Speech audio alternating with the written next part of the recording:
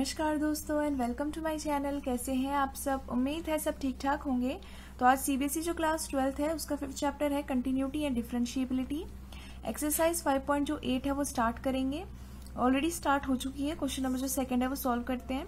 Examine if Rolle's theorem is applicable to any of the following functions. आपको ये examine करना है, ये चेक करना है कि ये जो नीचे आपको फंक्शन दे रखे हैं क्या इनमें से किसी फंक्शन के लिए रोल्स थ्योरम एप्लीकेबल है। कैन यू से something about the converse of Rolle's theorem from this example. ये जो आपको पार्ट दे रखे हैं, 3 पार्ट दे रखे हैं, इनको एग्जाम्पल का रूप बताया गया है कि ये 3 एग्जाम्पल दे रखे हैं आपको पार्ट्स हैं जो क्वेश्चन नंबर सेकंड के। इनको सॉल्व करने के बाद आपको चेक करना है क्या आप कुछ बता सकते हैं रोल्स थ्योरम के कन्वर्स के बारे में। कन्वर्स का मतलब होता है उल्टा, ठीक है।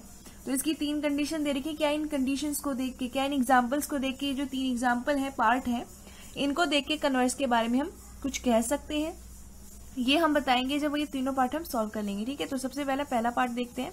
एफ एक्स दे रखा है आपको, इस तरीके से आपको दे रखा है स्क्वायर ब्रैकेट के अंदर एक्स, यानी ये क्या है, ग्रेटेस्ट इंटीजर फंक्शन है, यानी कि फ्लोर फंक्शन है। जैसे आप इसके 2 नाम है ना, फ्लोर फंक्शन और इंटीजर फंक्शन। आप सिंपली कह सकते हैं उसको greatest integer function. Integer function कहना सही नहीं है, ग्रेटेस्ट इंटीजर फंक्शन ही इसका एक्चुअल नाम है, ठीक है। और यहाँ पे एक्स की जो रेंज दे रखी है वो क्या दे रखी है, 5 से लेके 9 तक। तो इसका आंसर देखते हैं, बहुत ज्यादा सिंपल है ये। तो सबसे पहले हम क्या करते हैं, ये जो आपके पास इस तरीके से x है, ये क्या है, ये है ग्रेटेस्ट इंटीजर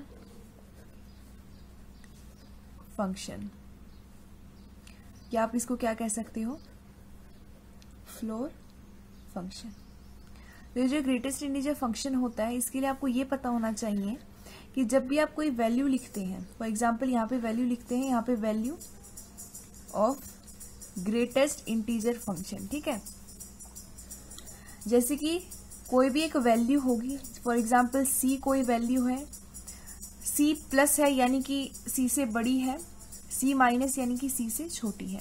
फॉर एग्जाम्पल अगर आप कंसिडर करते हैं, जैसे कि ये जो x है इसकी जगह आपको 3 वैल्यू दे रखी है। जैसे कि आपको क्या दे रखा है, ये जो f ऑफ x है इस तरीके से आपको ये 3 दे रखा है। तो ये जो वैल्यू दिखाई दे रही है, जब भी यहाँ पे आपके पास ये जो ओवरऑल वैल्यू आएगी, इसकी जो ओवरऑल वैल्यू आएगी, अगर ये c आती है यानी कि अगर ये 3 आती है तो यहाँ पे आपके पास जो ग्रेटेस्ट इंटीजर फंक्शन है इसकी वैल्यू भी 3 आएगी। इसका मतलब क्या है कि ये जो x दिखाई दे रहा है, ये जो आपको x दिखाई दे रहा है, अगर आप इसकी जगह जैसे 3 पुट करते हैं तो ये जो कांस्टेंट वैल्यू है, ये जो c है, एक पर्टिकुलर पॉइंट है, अगर आप ये 3 रख रहे हैं तो आपके पास ग्रेटेस्ट इंटीजर जो वैल्यू है वो भी 3 आएगी। 3 प्लस रख रहे हैं यानी ये जो 3 है इससे बड़ी वैल्यू रख रहे हैं आप, इससे बड़ी वैल्यू रख रहे हैं, जैसे वो 3.1 भी हो सकती है, वो 3.1, यहाँ पे आप 2 भी लिख सकते हैं। इस तरीके से कोई भी वैल्यू हो जो 3 से बड़ी हो उसके लिए आपके पास क्या आएगा, फिर से जो वैल्यू है, जैसे कि फॉर एग्जाम्पल 3.1 लिया तो भी वैल्यू क्या आएगी, 3 ही आएगी। इसका मतलब ये है कि अगर आप सिंपली एक नंबर लेते हैं तो ग्रेटेस्ट जो इंटीजर फंक्शन है उसकी वैल्यू भी 3 आ रही है, वही वैल्यू आ रही है यानी c ही आएगा, ठीक है। अगर आप c प्लस लेते हैं, इसमें बढ़ावा करते हैं, यानी एक पॉइंट से भी अगर डिफरेंस आ जाता है, इंक्रीज हो जाती है वैल्यू, तो यहाँ पे सेम वैल्यू रहेगी, c ही रहेगा।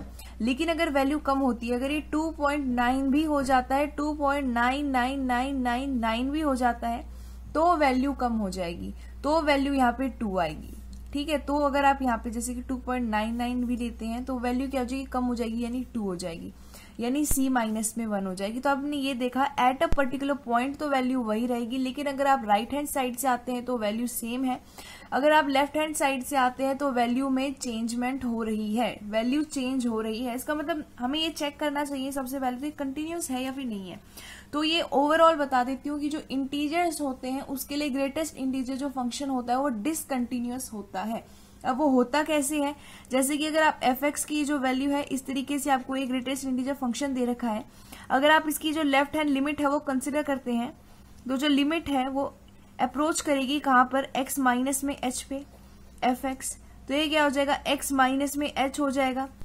तो इसको सॉल्व करने के लिए x माइनस में 1 लिखेंगे, h की जगह 1 पुट करेंगे, तो ये आपकी लेफ्ट हैंड लिमिट आ गई। इसी तरीके से जो राइट हैंड लिमिट है वो क्या आएगी,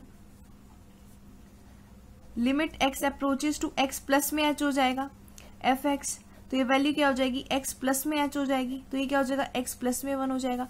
तो ये x माइनस 1 है, ये x प्लस 1 है, तो अब यहाँ देख सकते हैं लेफ्ट हैंड लिमिट जो है वो राइट हैंड लिमिट के इक्वल नहीं है। इसका मतलब ये हुआ कि ये जो आपका ग्रेटेस्ट इंटीजर फंक्शन है ये कंटिन्यूअस नहीं है, it is discontinuous for integers. ठीक है, तो ये सिंपली आपको एक तरीके से मैं एक रिजल्ट भी बता सकती हूँ, मतलब कि कहीं पे भी अगर आपको वैल्यू दिखाई दे रही होगी जो ग्रेटेस्ट इंटीजर फंक्शन होगी, दिमाग में ये रखने के अगर वो इंटीजर जो है इंटीजर्स की रेंज में बिलोंग कर रही है तो वो डिसकंटिन्यूअस है। ठीक है, तो हम यहाँ पे इसको सॉल्व करते हैं। तो इसका फर्स्ट पार्ट जो है वो यहाँ ले लेते हैं। तो ये जो फर्स्ट पार्ट है यहाँ पे आपने देख लिया कि ये दोनों क्या है, इक्वल नहीं है, यानी कि डिसकंटिन्यूअस है। तो आप यहाँ लिख सकते हैं f x is equal to इस तरीके से x, और यहाँ पे क्या लिखेंगे, is not continuous and differentiable. अभी कंटिन्यूअस ही नहीं है तो इसका डेरिवेटिव फाइंड आउट कैसे करेंगे, क्योंकि हमने ये पढ़ा था कि जब कोई फंक्शन कंटिन्यूअस होता है तभी उसको हम डिफरेंशिएट कर सकते हैं। तो ये कंटिन्यूअस है ही नहीं तो इसको डिफरेंशिएट कर ही नहीं सकते, यानी ये जो डेरिवेबल है वो भी नहीं है, यानी ये डिफरेंशिएबल भी नहीं है। ठीक है, therefore f x is equal to greatest integer function is not continuous and differentiable. अब यहां से आपको ये पता चलता है कि जो कंडीशन है रोल्स थ्योरम की वो सेटिस्फाई नहीं हुई है, क्योंकि जो कंडीशन थी रोल्स थ्योरम की वो पहली कंडीशन तो ये थी कि जो डिफरेंशिएबल होना चाहिए एफ एक्स हमारी क्लोज इंटरवल के अंदर, कंटिन्यूअस होना चाहिए हमारा ओपन इंटरवल के अंदर। ठीक है, और उसके बाद एफ ऑफ ए और एफ ऑफ बी इक्वल होने चाहिए, तब जाके एक पॉइंट सी आता है जिसके लिए जो डिफरेंशिएशन है वो 0 आता है। तो पहली ही कंडीशन दोनों वेरीफाई नहीं हुई है, दोनों कंडीशन जो है वो लागू नहीं हुई है रोल्स थ्योरम की, यानी कि रोल्स थ्योरम जो यहाँ पे सेटिस्फाई नहीं हुई है, तो इस पार्ट के लिए रोल्स थ्योरम एप्लीकेबल नहीं है। ठीक है, तो यहाँ लिख लेते हैं this implies that condition of Rolle's theorem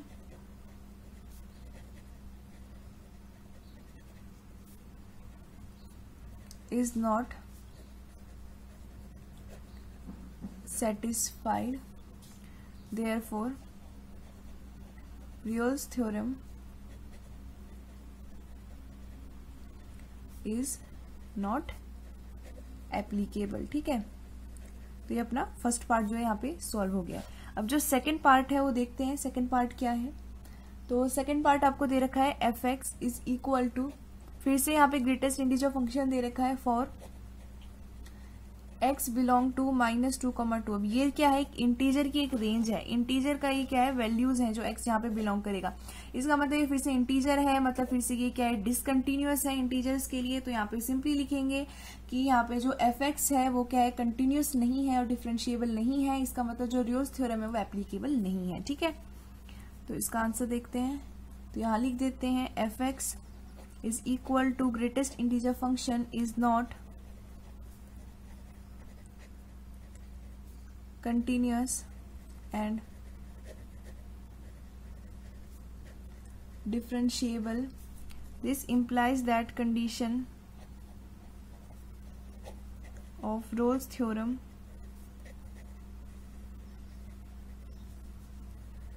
is not applicable। ठीक है, तो यहाँ पे आपका सेकंड जो पार्ट है वो भी सॉल्व हो गया है। इसी तरीके से जो थर्ड पार्ट है वो देखते हैं। थर्ड पार्ट आपको क्या दे रखा है, f x is equal to x square -1 for x belong to 1,2। अब यहाँ पे जो फंक्शन दे रखा है ये क्या है, पॉलिनोमियल फंक्शन है, और आपको पता है कि जो पॉलिनोमियल फंक्शन होता है ये कंटिन्यूअस भी होता है और डिफरेंशिएबल भी होता है। ठीक है, तो इसका आंसर देखते हैं। तो इसके लिए कंडीशन नंबर जो 1 है वो चेक करते हैं। कंडीशन नंबर 1 अपनी क्या होती है कि जो एफ एक्स होगा वो क्या होगा, हमारा कंटिन्यूअस होगा, किसके लिए, क्लोज्ड इंटरवल के लिए। तो हमारी कंडीशन नंबर 1 जो है यहाँ पे ये होगा, f x is continuous at x belong to a comma b. ठीक है, तो ये आपको वेरीफाई करना है, तो आप यहाँ लिख सकते हैं since F x is equal to x square -1 is a polynomial and every polynomial is continuous. This implies f(x) is continuous at x belong to 1,2। ठीक है, तो कंडीशन नंबर 1 जो है वो सेटिस्फाई हो गई है। नेक्स्ट पेज पे कंडीशंस जो बाकी हैं उनको चेक करते हैं। उसके बाद साथ में क्वेश्चन ये भी था कि आप क्या कह सकते हैं कन्वर्स के बारे में, वो कन्वर्स भी चेक करेंगे। ठीक है, तो अब नेक्स्ट पेज पे मैंने यहाँ पे लिख दी है कंडीशन नंबर 2 ये है कि जो एफ एक्स है वो डिफरेंशिएबल होगा इस रेंज के लिए। तो यहाँ पे आपको पता है कि एफ एक्स जो है, यहाँ लिख देते हैं since F x is equals to x square minus 1 is a polynomial and every polynomial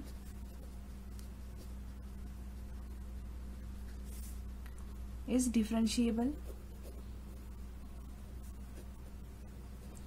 तो ये इम्प्लाई करता है एफ एक्स इज डिफरेंशिएबल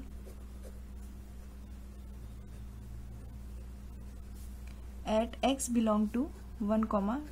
ठीक है, तो कंडीशन नंबर जो 2 है वो सेटिस्फाई हो गई है, कंडीशन नंबर 1 भी हमारी सेटिस्फाई हो गई है। तो अभी तक तो हमारी रोल्स थ्योरम एकदम सही चल रही है। अब कंडीशन नंबर 3 जो है वो देखते हैं। जो कंडीशन नंबर 3 है आपकी वो ये होती है कि f of a should be equal to f of b, जहाँ पे एफ जो ये ए है और जो बी है वो क्या होती है, इंटरवल की स्टार्टिंग और एंडिंग रेंज होती है। ठीक है, पॉइंट होते हैं स्टार्टिंग और एंडिंग। और यहाँ पे आपको दे रखा है एक्स बिलोंग कर रहा है 1,2 को, यानी आपको चेक करना है कि एफ ऑफ 1 जो है वो एफ ऑफ 2 के बराबर है या फिर नहीं है। अगर ये आता है बराबर है तो इसका मतलब तीनों कंडीशन सेटिस्फाई हो जाएगी, रोल्स थ्योरम एप्लीकेबल होगी। फिर एक पॉइंट सी ढूंढेंगे जिसके लिए हमारे पास जो डिफरेंशिएशन है वो 0 आएगा। ठीक है, तो सबसे पहले तो ये दोनों इक्वल है या फिर नहीं है वो भी हमें पता नहीं है, वो चेक करते हैं। तो आपको एफ ऑफ एक्स क्या दे रखा है, एक्स स्क्वायर माइनस में 1 दे रखा है। तो एफ ऑफ 1 क्या होगा, एक्स की जगह 1 पुट करेंगे, 1 स्क्वायर माइनस 1 यानी कि 0। एफ ऑफ 2 पुट करेंगे तो 2 का स्क्वायर माइनस 1 यानी कि 4 माइनस 1 3। अब देख सकते हो ये 0 है और ये 3 है। भाई हमें तो कभी नहीं पढ़ा है कि 0 और 3 इक्वल है, तो दोनों इक्वल नहीं है। तो आप यहाँ देख सकते हैं since f of 1 is not equal to f of 2 therefore Rolle's theorem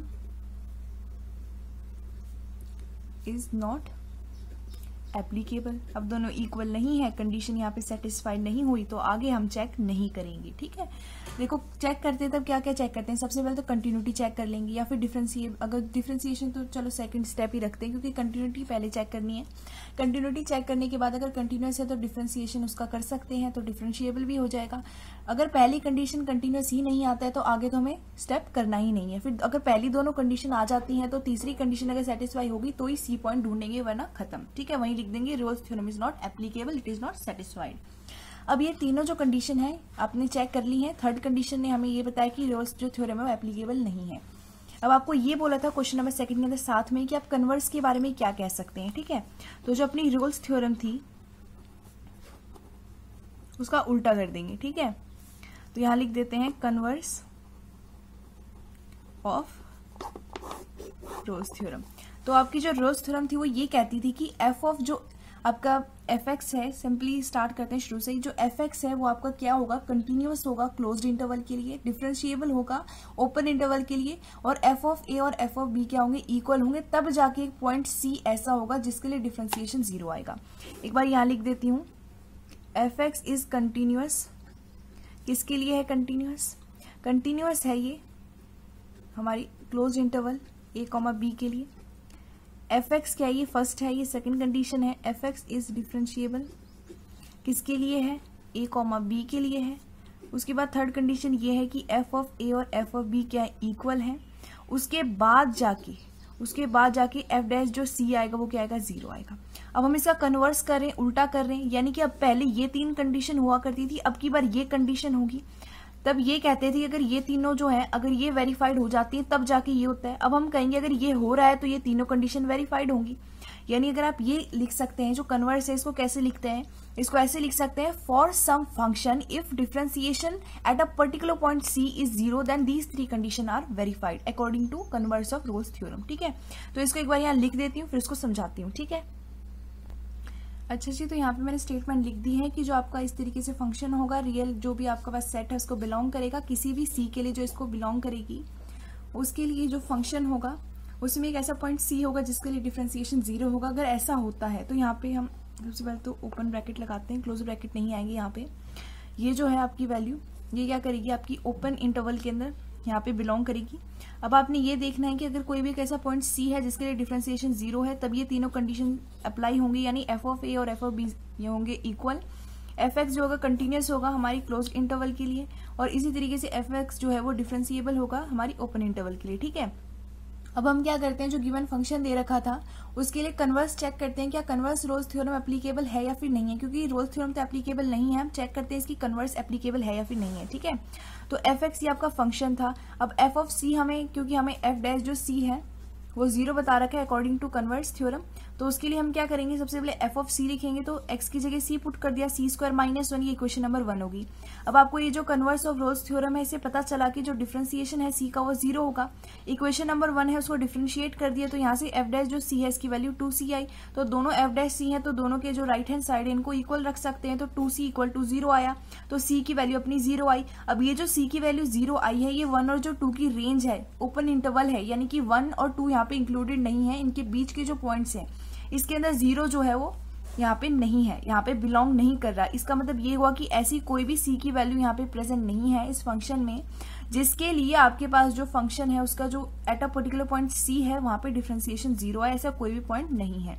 इसका मतलब ये हुआ कि जो रोल्स थ्योरम की कन्वर्स है वो भी यहाँ पे नॉट एप्लीकेबल है, एप्लीकेबल नहीं है, ठीक है।